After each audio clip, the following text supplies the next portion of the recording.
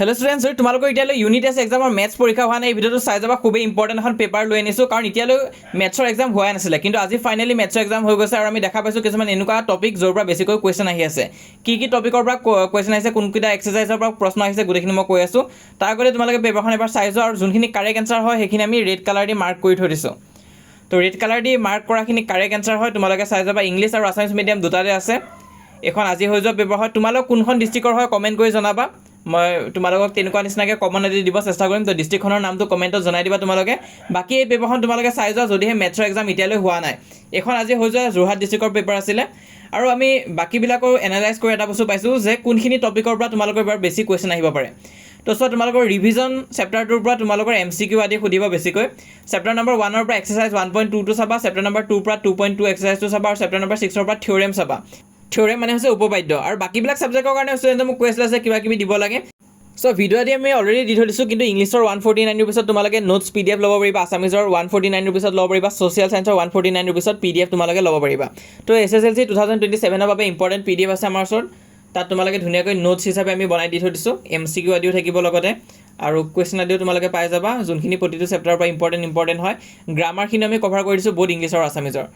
তো তোমালোকে এই নাম্বাৰটো কন্টেক্ট কৰিবা 6003744242 যদি তোমালোকে নোটছ আদি লোৱা বাকি তোমালোকে এই পেপাৰখন চাই যোৱা মেথছৰ কাৰণে ইম্পৰ্টেন্ট হয় কিবা ডাউট বা কনফিউজন থাকিলে মোক কমেন্ট বক্সত জনাবা আৰু মেথছ এক্সামৰ কাৰণে সকলোকে অল দা বেষ্ট